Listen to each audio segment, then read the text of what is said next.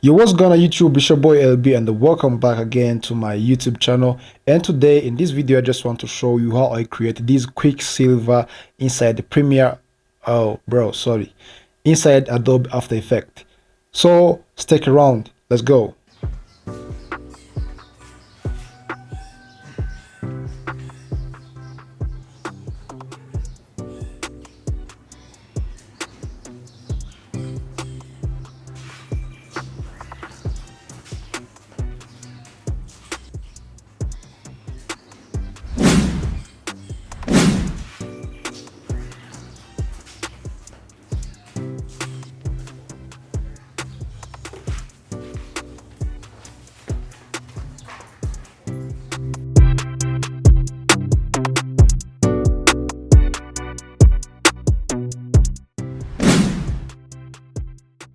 Yes, alright guys, so here I'm in the After Effects, and this is my video clip which I'm going to use. So let me use this one.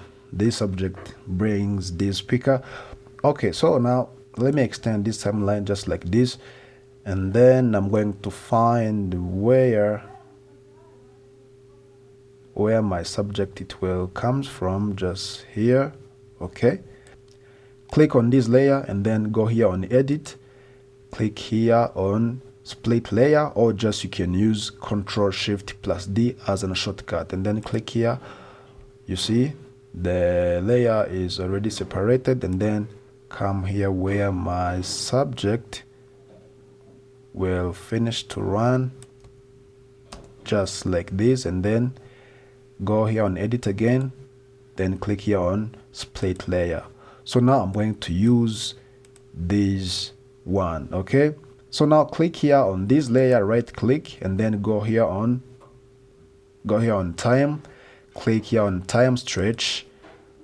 So for this stretch factor, it has the big number, so now I have to put the small one because in order to speed up my subject. So now let me add 15 for example, and when you play you see how my subject is coming too fast. Okay, so you see how it is.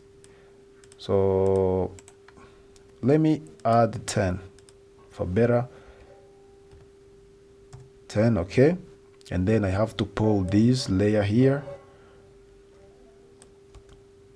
Okay, so for this timeline, and there I have to bring my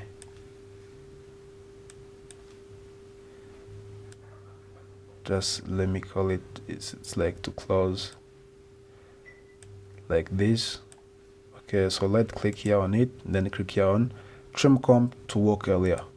That's great. Okay, so you see how my subject is comes from. Yo man, yeah, that's great. Okay, so now click again on this footage, and I'm going to search the effect called motion blur,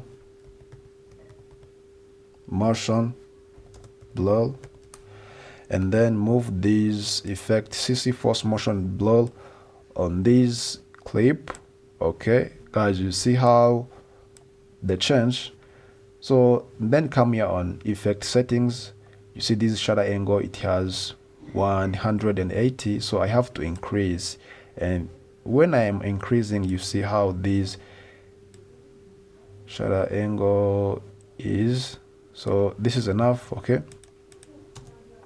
when I pray, you see how it comes. Man, this is pretty good. Okay, this Quicksilver, bro. Okay, and so I'm going to combine those 3 layers. Okay, just select all layers and then let click, go here on pre-compose, and then you have to make sure this move all attribute into a new composition is enable, and then you enable this open new composition, then press OK. Just already how you can rename just can put it any name you want, and then click OK. Okay, so now go here, this is my pre-compose. So the things I'm going to do, I'm going to check this footage, just where for example, when this subject is coming, the camera, it will be shake. Okay, so now I have to find where my subject is starting to run, just here, and then you click P on your keyboard. This is P's position. You have to add keyframe and then find where your subject is finishing to run, just here, and then add then again keyframe. So select those two keyframe and then go here on window, and you have to enable this wiggle. So I have wiggle here. Okay, when you don't see wiggle here, for example, there is no wiggle here, just you find the wiggle and then you miss it, and then you go here on a window and then you have to enable wiggle. So this wiggle is available. For this frequency, I told you is the speed, okay, of this subject, and then let me put it 10. For this magnitude is the speed of the camera shake. So, and I have to add 10 again.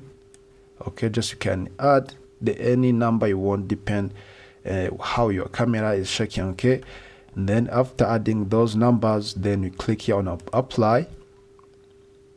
You see there is some other keyframes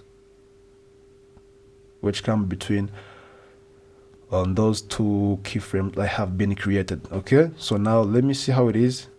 Man, you see how the camera is shaking? That's pretty good, man. Okay, so, and you see when the camera is shaking, guys, you see here on my edge of my clip there is some stuff which is come on, which is not really good. So in order to fit my footage well on this frame, you have to click here on this layer and then go here on effect, click here on stylize, and then come here on motion tie. So for this output width and output height, I have to add some big number, like here's 210, and here let me add again 210, and then click here on mirror edges in order to fit well for those